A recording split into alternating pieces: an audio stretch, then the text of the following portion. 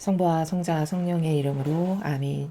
예수님과 어머니 하나 되신 성심을 통해 아버지 신성하신 피아스의 나라에서 아버지의 자녀로 그리고 아버지를 사랑하는 그래서 전부로서의 사랑을 드리기를 늘 갈망하는 영혼으로 이 기도를 봉헌드립니다. 사랑하는 아버지, 오늘도 저희들에게 신적인 나라의 아름다운 질서와 아버지 다스림의 원리들을 가르쳐 주시는 사랑에 감사드립니다. 부디 새로운 시대를 건설하고 계시는 아버지의 그 새천년 피앗 교회의 일원으로서 이 강의를 듣는 아버지께 속한 자녀들이 늘 올바르게 반영할 수 있도록 축복하여 주시며 영적인 눈을 더 많은 이들이 뜰 수 있도록 자비를 베풀어 주셔서 한 명이라도 더 구원하기를 원하시는 아버지의 그 성심에 더 많은 이들이 부합하여 아버지께 기쁨을 드릴 수 있도록 자비를 베풀어 주옵소서.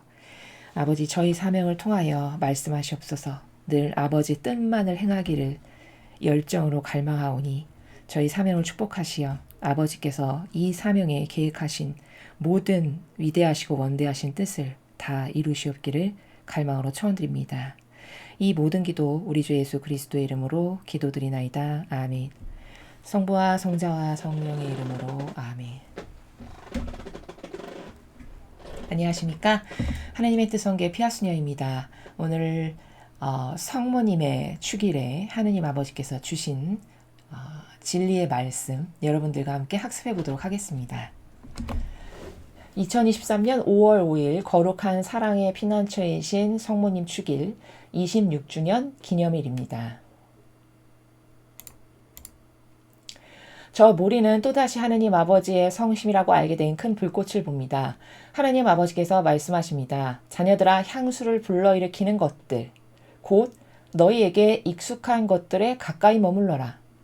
그렇게 하면 너희는 언제나 나에게 가까이 머무르게 된다. 우리가 영적으로 가까우면 우리는 좀 더 쉽게 소통할 수 있다. 나는 순결한 통신 수단이 열려 있고 작동하기를 바란다. 나에게 귀를 기울여라. 주님의 말씀입니다. 하느님 감사합니다.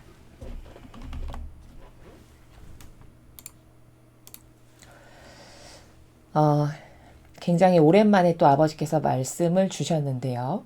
오늘 이 메시지에서 키포인트가 되는 중요한 두 부분을 제가 이렇게 노란색으로 여러분이 쉽게 눈에 띄실 수 있도록 표현을 했습니다.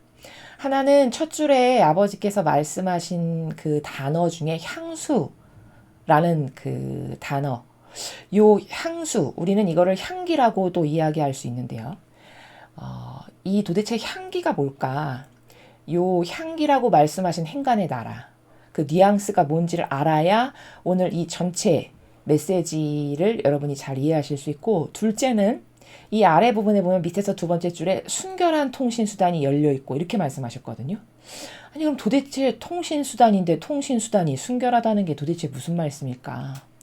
요 두 가지를 여러분이 잘 이해를 하시면 오늘 이 전체 아버지께서 말씀하시고자 하시는 나라, 아버지께서 지금 어떤 원리에서 말씀하시는가를 다 잘 이해하실 수 있어서 이렇게 포인트를 딱 두 개를 먼저 여러분에게 말씀을 드립니다. 그리고 이제 이 오늘 주신 메시지의 전반적인 이 내용은 하느님께서 우리와 소통하기를 원하신다는 거거든요. 왜냐하면 과거에는 그럼 소통하기를 원치 않으셨냐? 그 말씀이 아니고 지금 우리가 살아갈 나라, 앞으로, 그리고 이미 아버지는 지금 건설하고 계시는 나라는 지금까지 우리가 살아왔던 세계에서 지배적으로 우리에게 영향력을 끼쳤던 어떤 세계관이라든가 정신세계하고는 완전히 차원을 달리하는 나라이거든요. 그것을 계시록에서는 뭐 새하늘 새땅, 뭐 새천년 왕국 이렇게 표현을 하는 거거든요.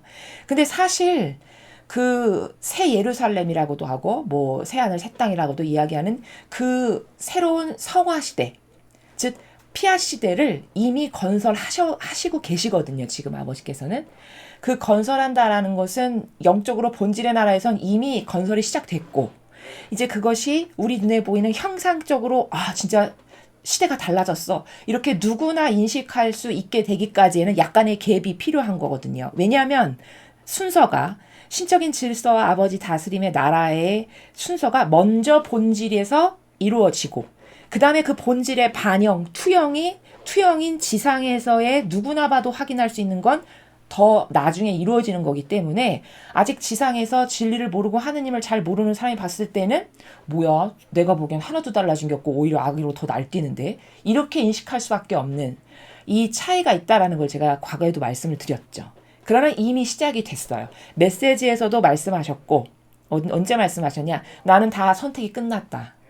나는 뽑을 사람을 다 뽑았다라고 벌써 얼마 전에 말씀하셨죠, 아버지께서. 몇 개월 전에. 그럼 선택이 끝났다.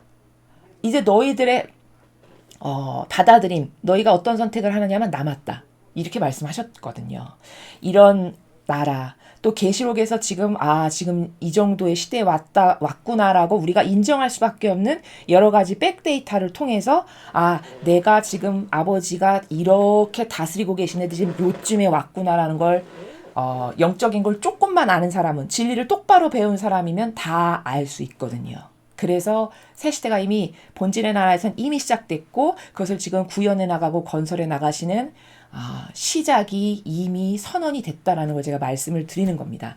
그런데 그렇게 새 시대가 시작된 그 새 나라, 그 새 나라는 과거 지금 아버지께서 창세기부터 인성의 축복, 그러니까 하느님의 뜻이 무엇인지 몰랐던 예수님이 오셔서 세상을 마지막 구원을 해서 오셨던 그 인성의 축복 시대까지의 이 긴 기간 동안 인류가 익숙하게 살아왔던 어떤 가치관이라던가 신념이라던가 정신세계라던가 믿고 따르는 것, 이것하고는 완전 차원이 다른 나라거든요.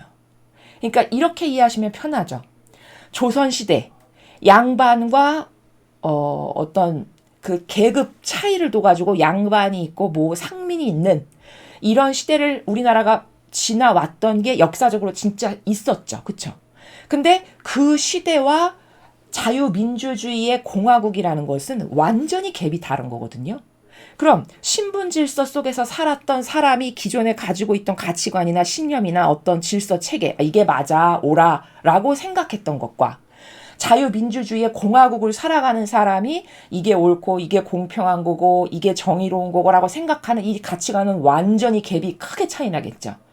마치 새로운 시대가 온다라는 건 이렇게 우리가 과거에 그런 과도기를 거쳐서 정신세계에 큰 변화가 있었다라는 걸 우리는 이제 후시대를 살아가는 사람이니까 역사적 증거라던가 이런 것들을 통해서 인정할 수밖에 없고 확인하게 되고 그렇구나라고 어떤 인지를 할 수 있잖아요. 그런 것과 똑같이 이제 우리가 살아갈 새 시대는 지금까지 맨날 인간적인 것 안에서 내 기준을 따르면서 뭐가 옳고 그르고를 논했던 이런 시대하고는 완전 차원이 다른 시대라는 거죠. 그러면 그렇게 엄청나게 갭이 큰 다른 시대를 살아가는, 즉 다시 말해 말 그대로 신적인 시대, 하느님이 다스리시고 사람 안에서 아버지 영께서 말씀하시고 그런 주님의 도구들을 통해서 혹은 그런 사제 제자들을 통해서 하느님께서 다스리시는 이런 시대를 구현하려고 하다 보니까 이렇게 교감하는 걸 자꾸 원하시고 소통하기를 원하시고 가까이 다가오길 원하시고 이런 아버지의 니즈가 있다라는 거죠. 이해되시죠? 그래서 오늘뿐만이 아니라 자꾸 오늘도 지금 말씀하시는 내용이 전체 내용이 뭐냐면 내가 너랑 더 소통하길 원하고 너하고 나하고의 이런 어떤 그 평화 가운데 거기 어떤 악이 끼어들지 않고 자유롭게 소통을 해서 하느님의 뜻이 나를 다스리실 수 있도록 하는 이런 기본 베이스가 되는 신적 질서를 건설하고 싶은데 그러려면 내가 소통하는 방법을 알아야 되고 소통할 수 있는 인프라를 만들어야 되잖아요. 그렇죠? 바로 그럼 왜 여태까지는 어떤 인프라나 소통을 위한 것을 그럼 아버지께서 원치 않으셨던 거냐? 그런 것이 아니라 시대적 발전에 따라서 지금은 이 소통 관계가 구현되지 않으면 새롭게 아버지께서 구현하시는 시대에서 살아가기가 어려울 만큼 이 시대는 기본의 인간의 어떤 정신세계라던가 질서가 완전히 다른 그런 세대다 보니까 그런 시대에 살아가는 자녀로 우리를 만드셔야 하니까 자꾸 소통을 이렇게 해라, 이렇게 해서 나에게 가까이 다가와라 라는 것을 강조하신다는 겁니다. 이해되시죠? 그런 아버지의 의지, 이 말씀을 도대체 왜 하실까? 라는 것을 우리가 먼저 인지를 하고 그 새 시대는 하느님과 소통이 되고 말씀을 알아듣고 그래서 아버지께 그 반향을 잘하고 요런 자녀들이 기본이 되어야 하는 나라니까 근간이 소통이 돼야 하겠죠. 그렇죠? 그럼 소통을 하려면 어떻게 해야 하는지를 가르쳐 주시는 거라는 거죠. 이해되시죠?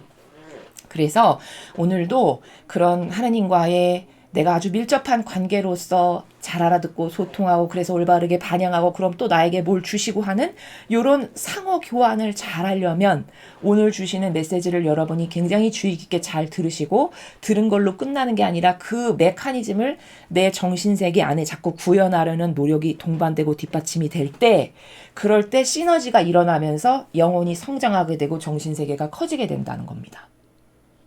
이해가 되시죠? 자, 이런 의지 가운데 지금 아버지께서 말씀하신다는 것을 인지를 하고, 자, 첫 줄을 보시면 이렇게 말씀하셨어요.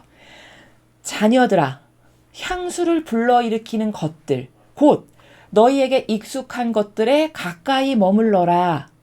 요렇게 말씀하십니다. 자, 그러면 향수를 불러일으키는 것들? 익숙한 것에 가까이 머물러라? 이게 도대체 뭘까?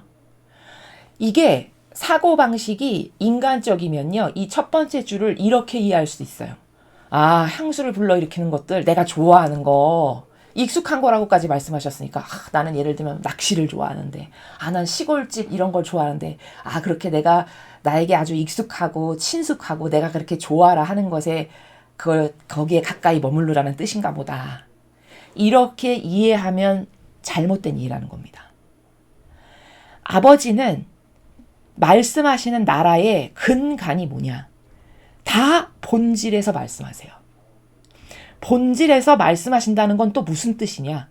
본질, 즉 논고의 근원이 되는 어떤 논고의 뿌리가 되는 나라에서만 말씀하신다는 거예요.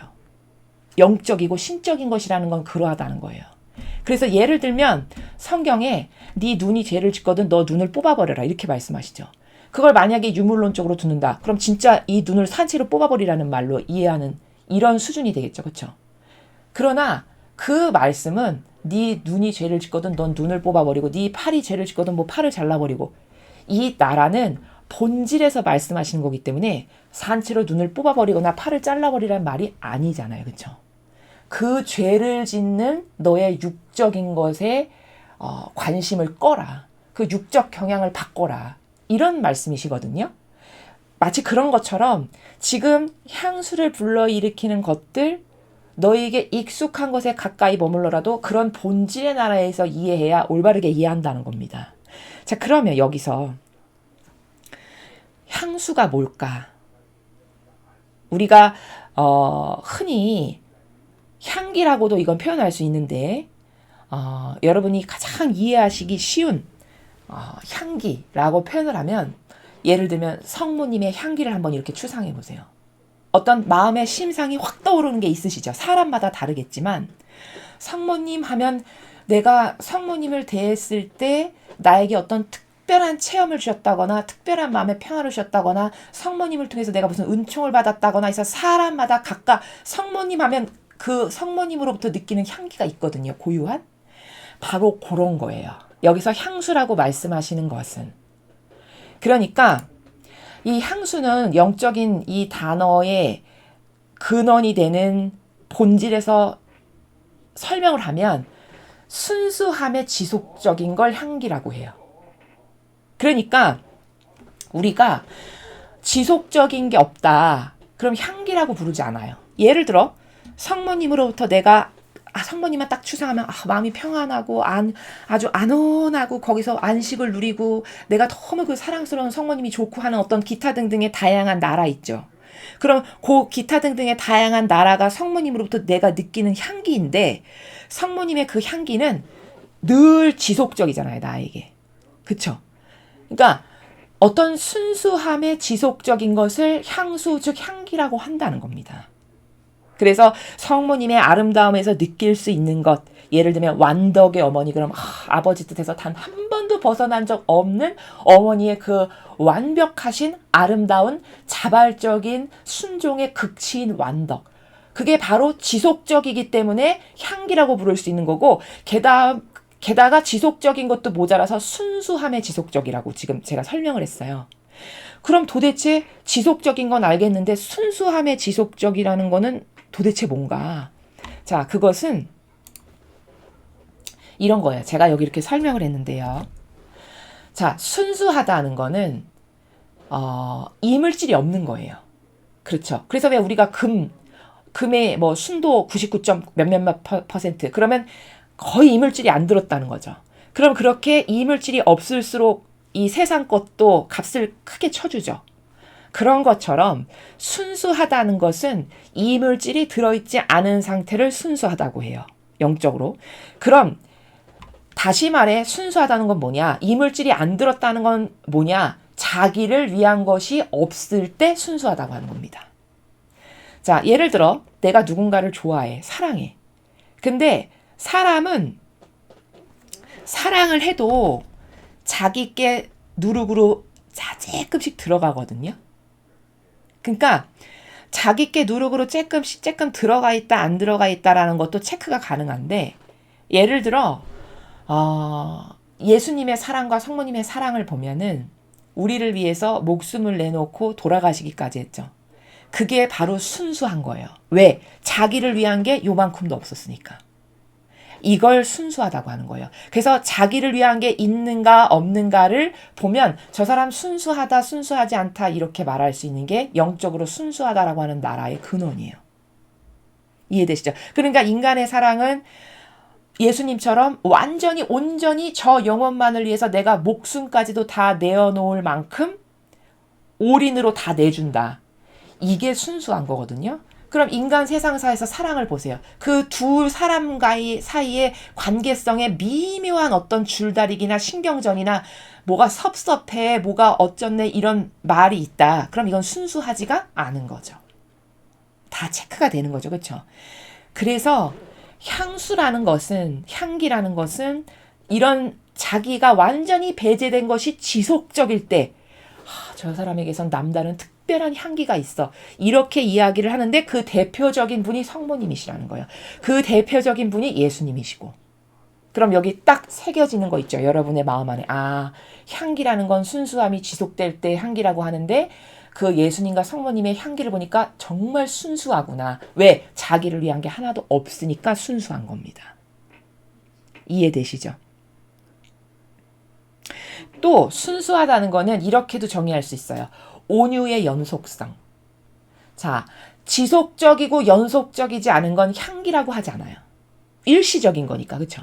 근데 어떤 것이 지속적이고 연속성 가운데 있다. 그럼 그때 그것을 향기라고 하는 거예요. 그럼 온유의 연속성은 또 뭐냐면 예를 들면 예수님이 나는 마음이 온유하니 이런 말씀하시죠. 복음에서. 그 온유가 뭐냐. 온유라는 단어의 근원이 되는 라틴어 원을 보면요. 온유는 어떤 거냐면요.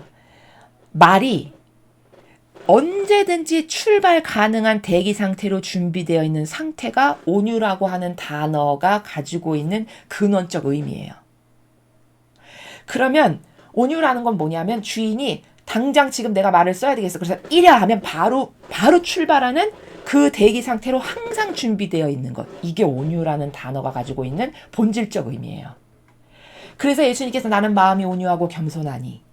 그건 무슨 뜻이냐? 아버지 뜻이라면 그것이 무엇이건 나는 지금 당장 늘 실행할 수 있고 바로 출발할 수 있는 그 상태가 늘 되어 있으시다는 거예요. 그 정도로 겸손하시고 그 정도로 아버지랑 완전히 하나 되어 있다는 뜻이죠. 그렇죠? 온유라는 건 이런 거예요. 그러면 거기에 짙은 향기가 나오겠죠. 그게 게다가 연속적이다. 그럼 얼마나 짙은 향기가 거기서 그 영혼에게서 나오겠습니까? 그렇죠? 이런 거를 향기라고 하는 겁니다. 그래서 향기라는 건 어떤 순수함, 자기가 완전히 배제된 게 계속 지속적이다. 예를 들면 성모님처럼 그럴 때 우리가 향기라고 하며 또는 예수님처럼 온유의 상태로 항상 대기 상태고 준비되어 있어. 근데 게다가 그게 지속적이야. 그러면 정말 남다른 카리스마, 남다른 향기가 있어. 이렇게 진리 모르는 사람도 알 수 있는 그런 나라. 그게 여기서 말씀하시는 향기, 향수라고 말씀하시는 거예요.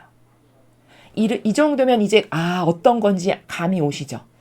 그런데 여기 순수함을 제가 1번은 지금 자기를 위한 게 없는가 있는가 요런 기준이고, 또 하나 순수함을 정의하면 어떤 영혼이 하느님의 평화 가운데 만족하고 자족하는가를 볼 때 어떤 사람이 그저 하느님의 평화만 있으면 아무것도 바랄 것이 없고 자족하고 만족한다. 그럼 그 사람이 곧 순수한 거예요.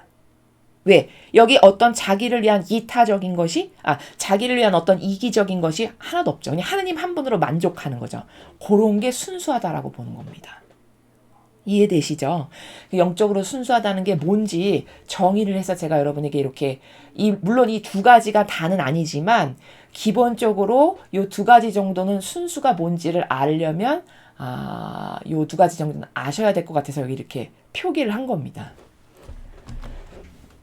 자, 그래서 향기를 불러일으키는 것들, 그 향기가 뭔지 지금 설명했습니다. 그것들 곧 너희에게 익숙한 것들에 가까이 머물러라. 자, 그럼 이제 향기는 알았어요. 그런 것에 가까이 머물러라가 뭐냐면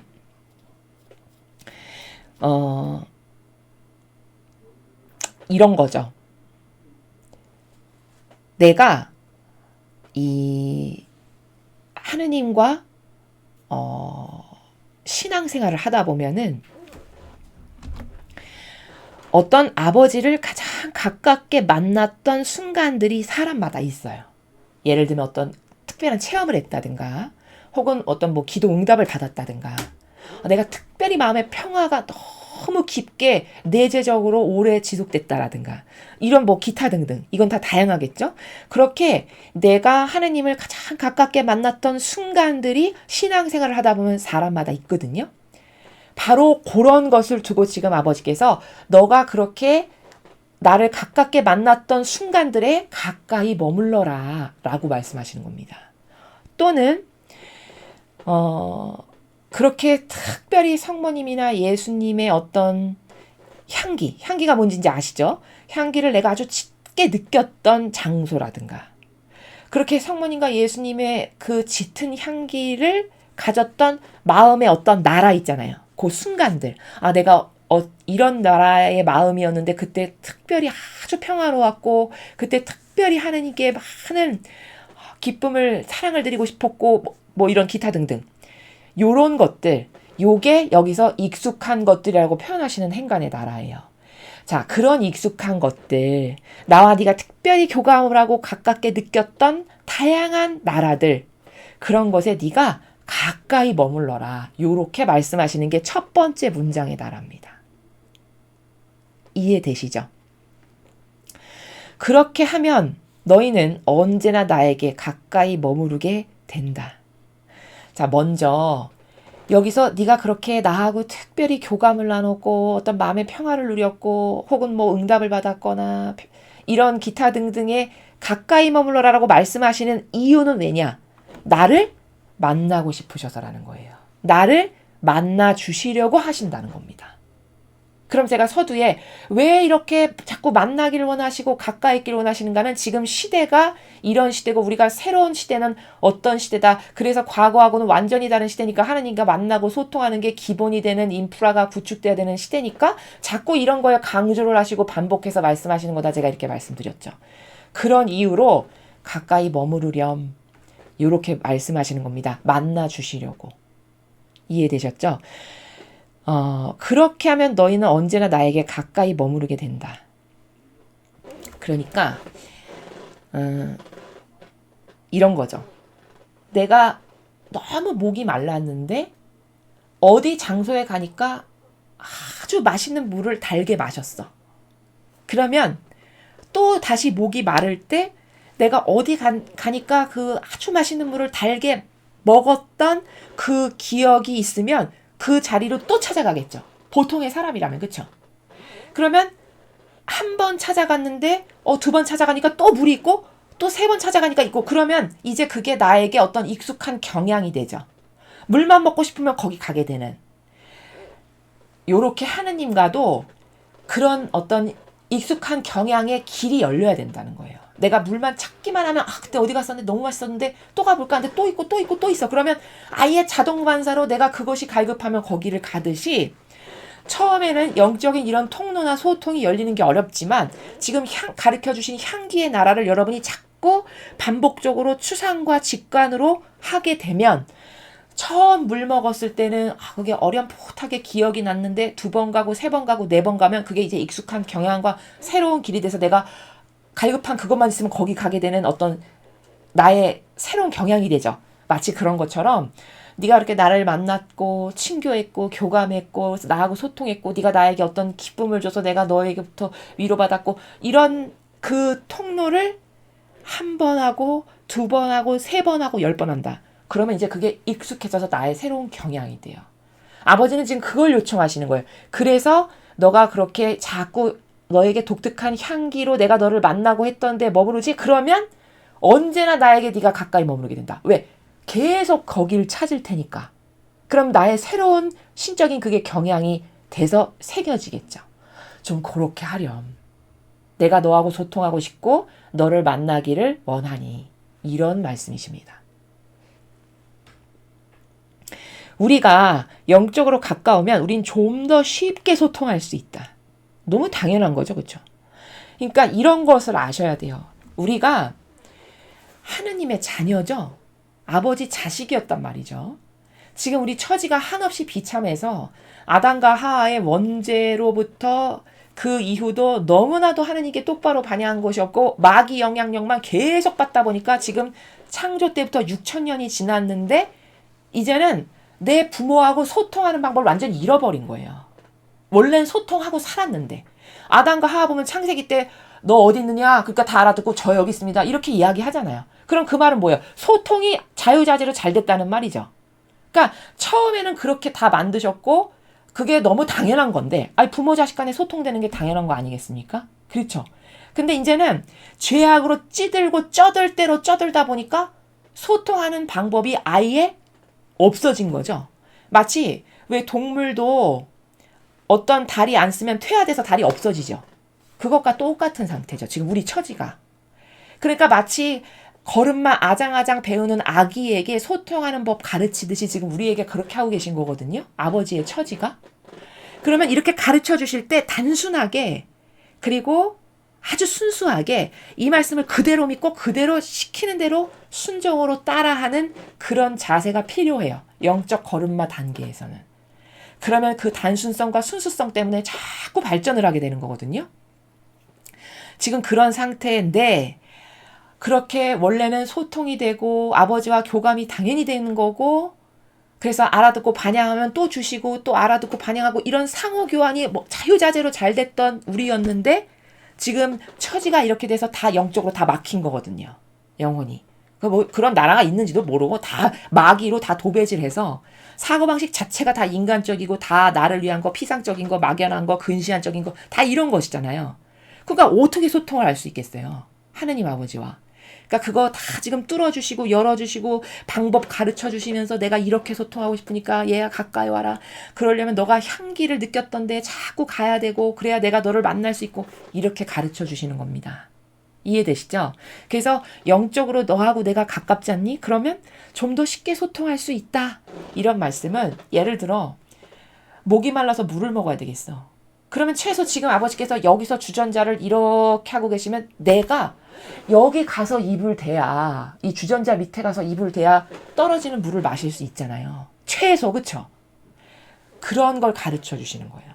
근데 물을 지금 여기서 주는데 내가 엉뚱하게 저기 가서 이상한 노력하고 여기가 있고 지금 이런 상태죠. 인류가. 물은 여기서 주시는데. 그래서 여기서 주는 물을 네가 좀 가까이 와서 자꾸 먹음으로써 그러면 내가 어디 가니까 물 먹었는데 거기 또 가야지 해서 아버지를 만나려면 거기 가니까 만나더라 해서 그 소통의 관계의 빈번성의 빈도수를 높이면 그러면 이제 소통하는 게 뭔지 알게 되고 그러면 내가 그 나라에서만 살기로 원하고 그 향기의 나라에 머무르게 되고 이렇게 자꾸 영혼이 성장하게 되겠죠. 지금 그거를 바라시는 거죠. 하느님 아버지께서는. 그래서 너하고 내가 가깝지 않니? 내가 물 주전자를 여기 두는데 네가 자꾸 여길 와. 그래서 내가 1번 주고 또 2번 주고 이러면 가까워지는 거죠. 그러면 너하고 내가 쉽게 소통할 수 있게 된단다. 이런 말씀이십니다.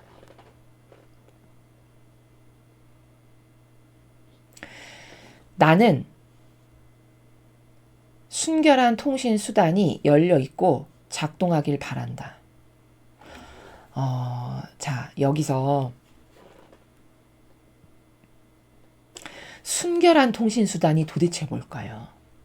하느님은 순결한 통신 수단이 열려 있고 그게 항상 제대로 작동하기를 바라신다는데 도대체 통신 수단이 뭔지는 알겠는데 순결한 통신 수단이 뭔가? 자, 여기서 아까 우리가 향기에서 순수함이 지속적일 때 향기라고 한다 제가 그랬죠.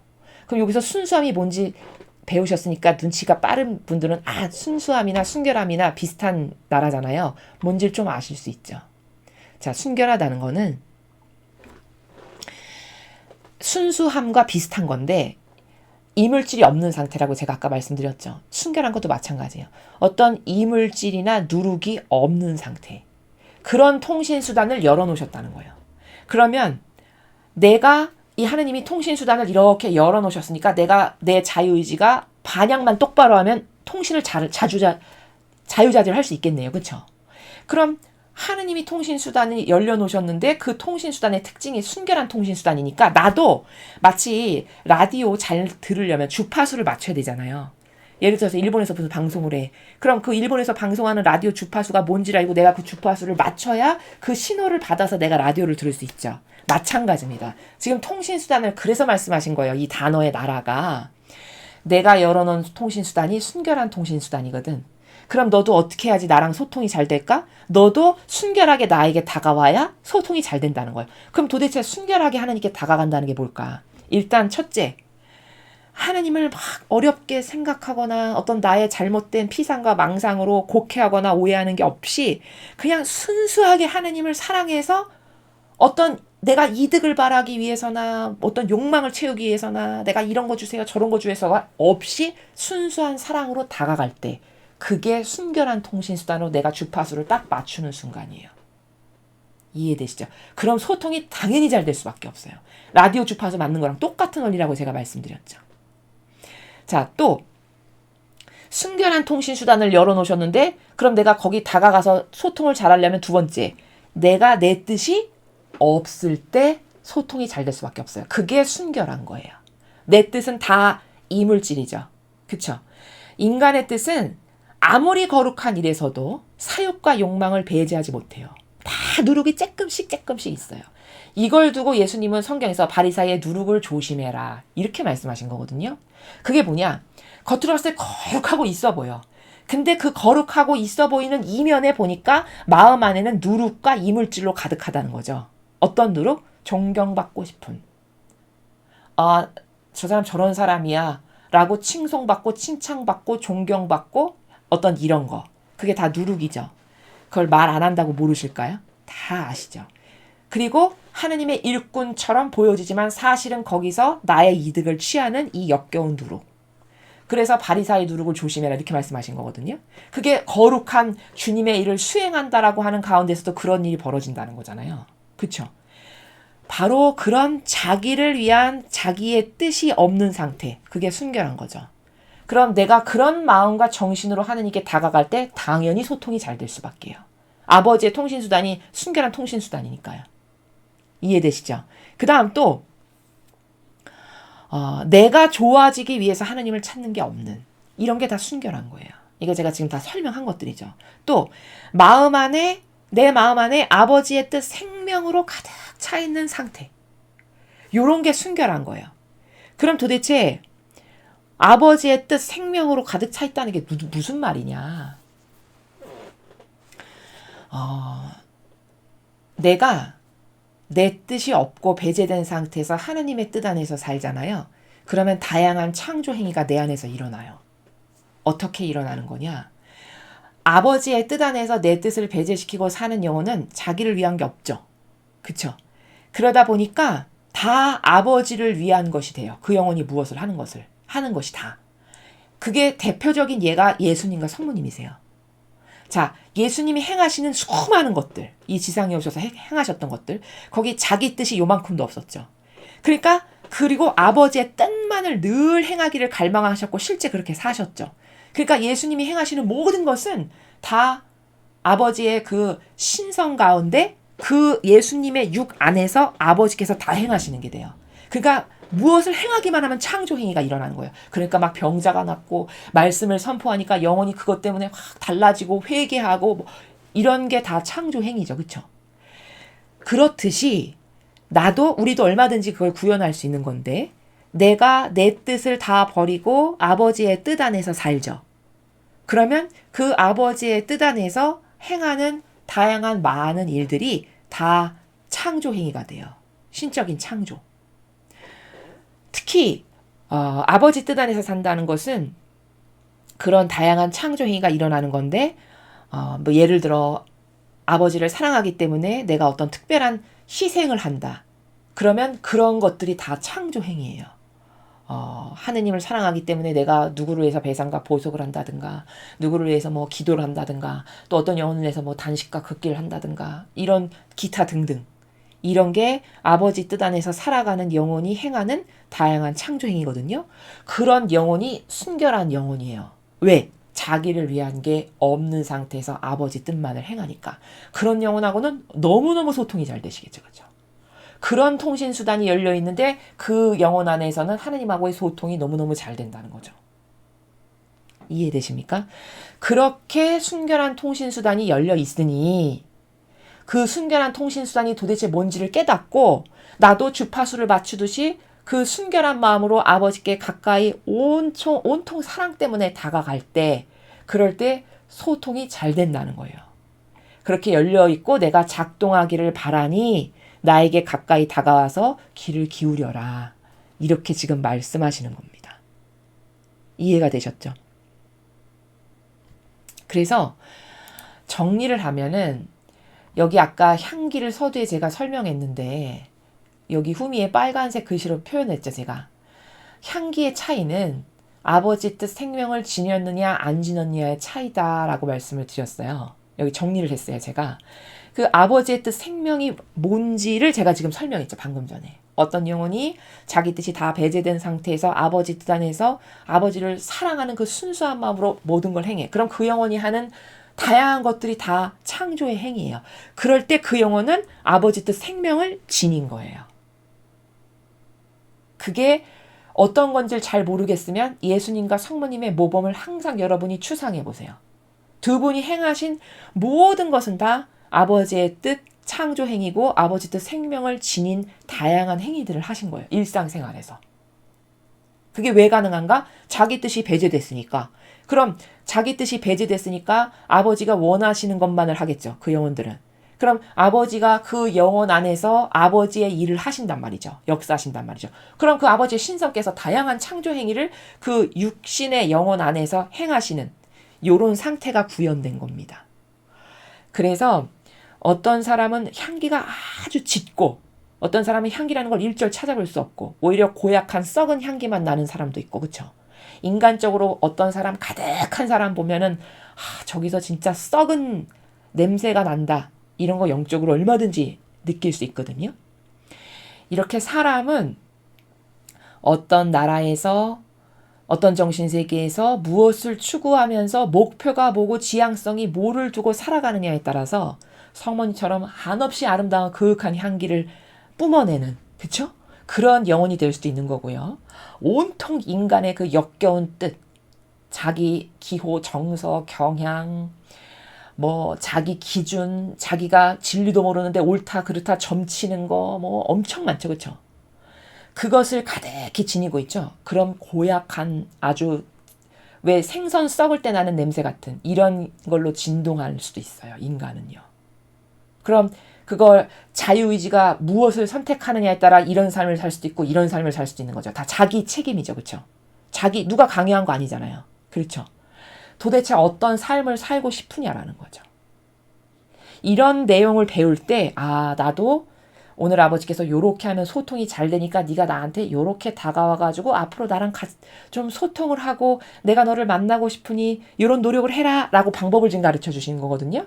이런 걸 가르쳐 주실 때 여러분의 것으로 만드셔가지고 이런 노력을 지속적으로 자꾸 하시면 제가 아까 말씀드렸잖아요. 수도가에 한 번 갔을 때는 그냥 가물가물하고 갔는지 안 갔는지도 모르겠지만 2번 가고 3번 가고 4번 가고 근데 계속 내가 거기서 달디다 물을 먹었어. 그러면 그게 새로운 경향이 돼서 아예 거기 가서 살고 싶은?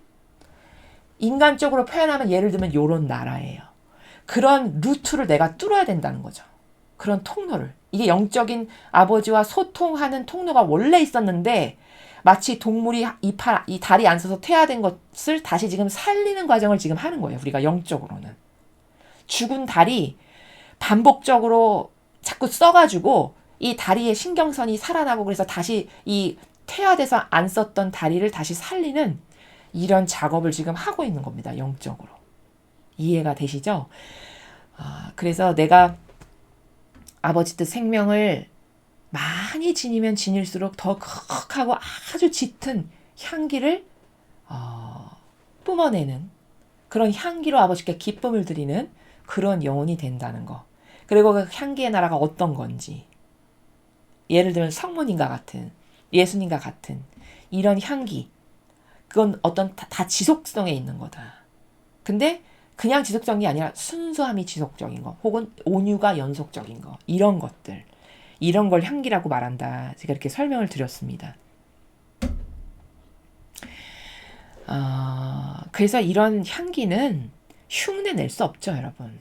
흉내낼 수 없어요.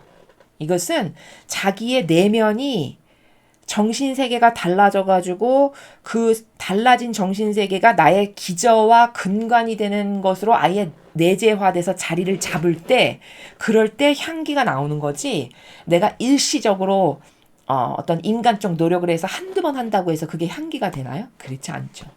예를 들면은 왜 연로하신 그 할머니 할아버님 뵈면은, 인생을 잘 살아오신 그 할머니 할아버님 분들 가끔 이렇게 뵈면은 굉장히 얼굴이 평안하고 평화 가운데 항상 온유하신 분들 계세요. 그런 분을 저는 본 적이 있는데, 바로 예를 들면 그럼 그분이 왜 그렇게 얼굴이 편안하고 아주 온화해 보이고 진짜 나의 속마음을 다 털어놓고 싶을 만큼 그런 훌륭한 인격을 지닌 그런 할머님 할아버님 분들 계시거든요. 그게 일순간에 그렇게 되는 게 아니죠. 그 수많은 인생의 풍파 가운데서 많은 것을 이겨내고 다 받아들이고 수용하는 가운데, 게다가 고통을 다 수용해서 그것을 다 침묵으로 뛰어넘고 하는 가운데 어떤 그 시간과 수많은 것을 수용함과 또 온유한 마음을 가지고 이런 것들이 반복되고 지속적으로 연륜이 쌓이다 보니까 이제 나이가 그렇게 드실 만큼 드시니까 그런 향기로 그윽하게 모든 사람이 진리 잘 몰라도 왠지 저분한테는 가까이 다가가고 싶고 옆에 있고 싶고 이런 걸 느끼게 하는 거거든요. 마치 그런 것처럼 이것은 지속적으로 우리가 이런 노력을 할 때, 그리고 그것이 자꾸 쌓여서 반복적인 것이 될 때 각각의 영혼마다 아주 고유한 독특성으로 아름다운 향기가 되는 거고, 그런 아름다운 향기로 하느님께 기쁨을 드릴 수 있는 거다라는 겁니다. 그리고 이 향기가 나왔으니까 또 추가로 말씀을 드리면, 이 어떤 그 인간의 의지에는 향기가 있어요. 하나님 아버지는 그 예수님께서는 이것을 의지의 깊이다 이렇게 말씀하시거든요. 어떤 의지의 깊이가 깊으면 깊을수록 향기가 아주 그윽해요. 아주 진하고. 무슨 말이냐? 예를 들어 어떤 사람이 아버지를 위해서 고행과 극기를 하는데 1000km씩 한다. 그것도 한두 번 하고 끝나는 게 아니라 10년을 50년을 단 하루도 거르지 않고 해서 1000km, 10,000km, 10만 km 했다. 그러면 그 사람은 어떤 그 고행과 극기한 것을 통해서 어떤 것을 하나님께 입증한 거죠? 저는 하나님을 이 정도로 사랑해서 그것이 단 하루도 거르지 않고 10년을 지속적으로, 여기 아까 항구하고 지속적인 게 중요하다고 했잖아요. 그래야 향기라고 그랬잖아요. 그렇게 지속적으로 해서 10만 킬로의 고행과 극기를 했습니다. 이게 의지의 깊이예요. 그럼 하나님은 어떻게 보실까요? 쟤 진짜 훌륭하다. 내가 쟤를 나의 가까이 데려다 놔야지. 이게 의지의 깊이예요. 예를 들어 예수님의 의지의 깊이는 어떤 거죠? 내가 지금 지상에 내 자녀들이 이렇게 죽어가는데 이걸 어떻게 하면 좋을까? 그랬더니 시키지도 않았는데 자원하셨어요. 아버지 제가 있지 않습니까? 제가 가겠습니다. 이것도 훌륭한데 그래서 파견이 되셔서 지상에 오셨는데 어느 정도로 그 의지의 깊이가 깊냐면 뭘 남겨놓는 게 없어요. 왜 인간은 야리꾸리한 사람 보면은 뭔가 이렇게 남을 심지어 남에게 뭘 선물을 할 때도 이렇게까지 하긴 아까운데 해서 뭔가를 좀 덜어내고 예를 들면 카인과 같은 속성 이런 건 야리꾸리한 거거든요. 영적으로. 하나님은 이런 건 안 받으세요. 안 바치는 이만 못해요. 그래서 카인도 그래서 저주받은 거죠. 동생도 있는데 왜 자기만 미워하냐 이런 불평을 가졌잖아요. 동생은 맨날 예뻐하는데 그건 무슨 차이냐. 아벨은 전심으로 하나님께 가장 좋은 거 양도 제일 좋은 거 이런 거 잡아서 바쳤는데 그걸 아까워하는 마음으로 막 전전긍긍하면서 이거 너무 많은 것 같은데 이렇게 바친 게 아니거든요. 근데 카인은 거기 창세기를 잘 보면 곡식단을 이렇게 바쳤다가도 이거 너무 많은 것 같은데 해서 덜어내는 이런 나라에서 바쳤어요. 하느님께. 그럼 여러분 입장을 바꿔서 생각해 보세요. 여러분에게 어떤 사람이 선물이라고 뭘 갖고 왔는데 막상 사가지고 갖고 왔는데 좀 아까운데 해서 그걸 뭘 좀 이렇게 덜어내. 그럼 여러분은 그 선물 받고 싶으신가요? 어떤 경우에는 그 선물 난 됐으니까 가져가라고 거부할 수도 있어요. 그렇죠. 요 미묘한 이거 별것 아닌 게 아니라 이거 굉장히 중요한 거거든요. 이런 것들. 하느님께 은총받고 싶고 사랑받고 싶고 나도 하느님과 가까워지고 싶은 건 굉장히 많은데 그런 마음을 가진 영혼은 도대체 어떻게 해야 하느님과 가까워지고 소통을 잘할 수 있고 하느님께서 나에게 뭘 주시기에 난 합당한 사람이 될지에 대해서는 잘 모릅니다. 실제적으로 잘 몰라요. 근데 하느님은 마음의 작은 그림자를 보시거든요. 인간은 어리석어서 예를 들어 10,000원짜리 선물을 아주 정성 가득하게 그냥 포장도 몇 날 며칠에 걸쳐서 아주 소중하게 이렇게 해서 10,000원짜리 갖고 온 것보다 10억짜리 뭐 하나 주는 걸 더 크게 볼 수 있어요. 사람은 그렇게 생각하는 사람 굉장히 많습니다. 근데 하느님은 10,000원짜리인데 그게 나의 전 재산이고 포장도 일주일에 걸쳐서 너무 정성스럽게 예쁘게 해서 만약에 드렸어. 그러면 1조 재산 갖고 있는 사람이 10억짜리 슈퍼카 하나 가지고 오는 것보다 그냥 뭐 슈퍼에서 돈 쓰는 것 같은 수준이겠죠. 1조짜리 사람이 10억짜리 슈퍼카는. 그런 사람이 뭘 바치는 것보다 온갖 정성과 노력을 다 기울여서 나의 전 재산이 10,000원인데 10,000원을 투자해서 선물을 해서 일주일을 포장을 해서 하나님께 드린 하나님은 이걸 더 크다고 보시는 분이에요. 근데 우리도 똑바로 된 사람은 어떤 선물을 받고 사랑을 받을 때 감동하는 건 왜죠? 저 사람의 진정성이 거기 있느냐 없느냐에 따라 감동을 받기도 하고 어떤 건 받기 싫기도 한 거거든요. 그럼 본인도 그런 나라를 갖고 있으면서 하나님을 대할 때는 그런 마음으로 대하지를 못해요. 이게 왜냐? 사고방식이 언밸런스해서. 그렇죠. 그러니까 사실 하나님께 감동을 드린다는 거는 진정성의 유무거든요. 진정성이 얼마나 순수하냐. 진정성이. 그래서 예수님이 다 가르쳐 주셨잖아요. 성경에서. 저 2 달란트 전 재산인데 동전 2입 넣은 그 여인을 칭찬하시죠. 예수님이. 야, 저 여인은 오늘 저 여인이 가장 많은 은총을 받았다. 하나님께 가장 큰 걸 드렸다. 그건 왜죠? 2,000원 냈는데 무슨 저 여인이 그렇게 대단해. 사람은 이렇게 생각하죠. 근데 그게 2,000원이 전 재산이라면은 그 사람은 오늘 그 2,000원 없어서 집에 가면 굶어 죽을 수도 있는 상태죠. 예를 들자면. 그럼 전부를 드린 거잖아요. 그럼 그 전부를 하느님은 진짜 전부로 받으세요. 그러니까 네가 제일 큰 걸 봉헌했다. 이렇게 하시는 거예요. 그럼 하느님께 어떤 걸 드릴 때 감동을 드리는 거다라는 것에 대한 인식 체계가 건강하지 못하니까 하느님을 진정성 있게 사랑을 드리지를 못하는 거예요. 이해되셨죠? 그래서 그 의지의 깊이라는 것은 깊이, 진정성의 순도가 어느 정도냐. 얼마나 진정하시면 목숨을 내놓아서 십자가에 못 박혀서 돌아가셨어요. 그러면 자신을 위해서는 요만큼도 남겨놓지 않은 100%짜리의 진정성이죠. 그렇죠? 아버지의 뜻을 저는 이렇게 하나 돼서 이룹니다. 완전히 죽음으로 다 갚을 만큼. 그럼 이게 얼마나 그윽한 향기인가요? 영적으로. 그쵸? 이런 게 진정성의 나라, 의지의 깊이. 이런 의지가 깊은 하나님과 하나 된 반향이나 이런 희생에는 너무나도 그윽한 향기가 날 수밖에 없는 거죠. 하나님은 이런 거를 보신다는 거예요. 이해되시죠? 그럼 이거 우리도 얼마든지 할 수 있는 거죠. 아, 진정성 갖는데 돈 드나요? 그쵸? 아, 진정성을 뭐 가난한 사람은 못하고 부자만 할 수 있고 이런 게 아니잖아요. 그쵸? 그 마음의 진실함이, 정직성이 하나님께 내가 얼마나 많은 것을 빚지며 지금까지 그분의 안배로 살아왔는지를 조금이라도 깨닫는 정직이 있다면, 그래서 나는 진짜 하나님께 지금까지 너무나도 해드린 게 없구나. 내가 이렇게 많은 안배와 배려와 사랑 가운데 살았는데 난 도대체 그 아버지께 도대체 지금까지 해드린 게 뭔가.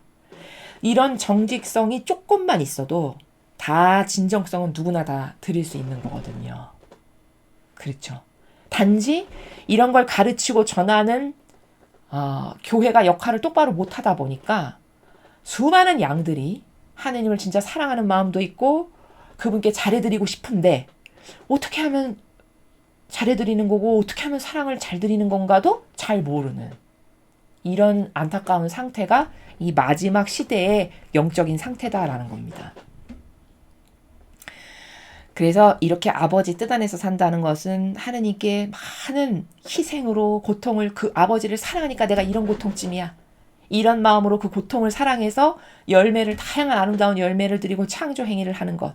요럴 때 아버지 뜻 생명을 지닌 영혼이다라고 이야기한다라는 겁니다. 그럼 나는 하나님을 위해서 그런 고통을 기꺼이 사랑하고 희생? 얼마든지 하나님을 위해서는 내가 기꺼이 희생하지. 이런 마음이 있는가? 이런 게 다 진정성의 척도죠. 그렇죠? 요런 하나하나가 다 진정성의 척도예요. 어떤 사람은 그걸 10%짜리로 할 수도 있고 어떤 사람은 이거 아까운데 좀 덜을까? 이런 것들이 다 다양한 하나님께서 유심히 보시면서 그 영혼의 척도를 가늠하고 판가름하시는 다양한 진정성의 척도들이고 나라들이라는 거죠. 이해가 되셨죠? 그래서 아버지는요. 이런 말씀을 딱 들으면은 어떤 걸 알아야 되냐면 아버지는 우리가 아버지 가까이 다가가기를 항상 원하세요. 이런 거죠. 여러분 부모가 자녀에게 뭘 못 줘서 안달이지 아까워서 안 주는 케이스가 있나요? 그렇지 않죠. 세상의 부모도 아무리 내가 가진 거 없어도 내 자녀에게 그냥 내 거 그냥 뭐든지 다 주고 싶고 하나도 안 아깝지. 내가 갖고 있는 게 쟤한테 주기에는 왠지 아까워서 이건 주기 싫은데 이런 부모는 없다는 말이죠. 아무리 가난해도 그렇죠. 그러면 죄인의 부모도 그럴진데 하느님께서 우리에게 뭘 주시는 게 아깝고 내가 쟤한테는 이렇게까지 하고 싶지 않은데 이런 게 있으실까요? 절대 그런 게 없으세요. 문제는 뭐냐면 근데 나는 왜 이렇게 은총을 못 받고 하느님으로부터 이런 게 없지? 그거는 다 자기가 지금 반향을 뭔가는 잘못하고 있는 거예요. 왜? 배우지 않아서 깨닫지를 못했던가. 그렇죠? 혹은 뭐 사랑이 뭔지를 모른다든가. 이런 다양한 이유로. 하느님을 모른다든가. 뭐 기타 등등. 그러니까 왜 사람을 감동시키는 거는요. 진정성이죠. 진정성. 왜 별것 아니어도 어떤 사람에게는 감동받을 때가 있어요. 그 사람이 부자도 아니고 가진 게 많지도 않고 뭐 대단히 뭔가 그렇게 뭐 인지도가 있고 영향력이 있는 것도 없고 그냥 그런데 어떤 영혼은 뭐 작은 행동 하나를 해도 참 저 사람 굉장히 진실하다라는 게 느껴지면서 그 작은 별것 아닌 행위 하나에서도 감동받는 그런 케이스가 분명히 있습니다. 그러면 그게 뭘까를 잘 생각해 보셔야 돼요. 이거는 질적인 차원의 문제예요. 질. 반향이라는 거는 물론 양을 배제할 수 없겠죠. 많은 봉헌을 했다. 그러면 당연히 많은 희생을 아버지께 드린 거니까 그 양도 무관하지 않아요. 근데 나는 가난해서 드릴 게 없어요. 혹시 여러분이 이런 마음을 가지실까 봐 진정성이라는 건 그런 것의 문제가 아니라는 거예요. 내가 가난해서 혹은 부족해서 못하는 건 절대 아니에요.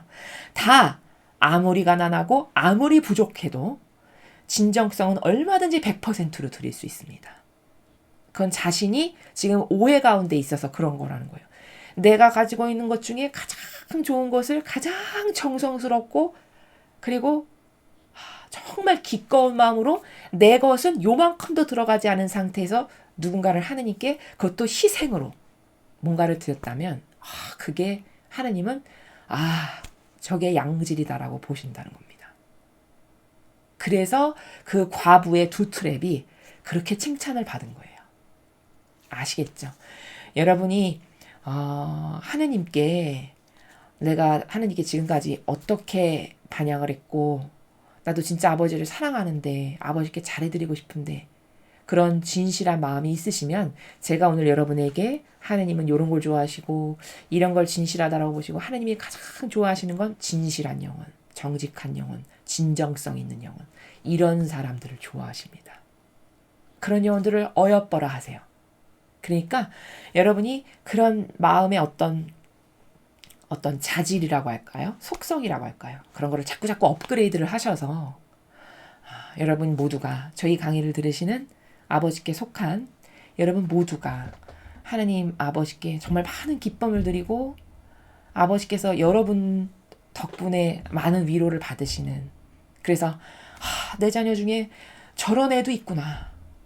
내 자녀 중에 다 나를 배신하는데 다 나에게 모욕과 역겨움만 주는데 세상에 저런 애도 있네. 이런 기쁨을 드릴 수 있고 아버지께 이런 위로를 드릴 수 있다면 그게 너무 기쁨 아닐까요? 그렇죠. 그게 오히려 하나님이 내가 별것 아닌 거 드린 걸로 이렇게 기뻐하시다니 이게 오히려 희망이고 기쁨이지 않을까요? 자, 이런 것을 여러분 마음의 나라에 그 나라를 더 확장하셔서 제가 오늘 향기가 뭔지 말씀드렸죠. 순결한 통신수단이 뭔지 말씀드렸습니다. 그 영역의 나라를 자꾸 확장을 해가지고 하나님과 더 소통이 잘 되고 그런 아버지께 더 많은 사랑을 기꺼이 내어드리는 그래서 아버지와 그 상호작용이 잘 될 수 있는 그런 근간을 마련하시는데 오늘 이 강의가 도움이 되셨으면 좋겠습니다. 이상으로 2023년 5월 5일 거룩한 사랑의 피난처이신 성모님 축일 26주년 기념일 해설 강의를 마치겠습니다. 감사합니다.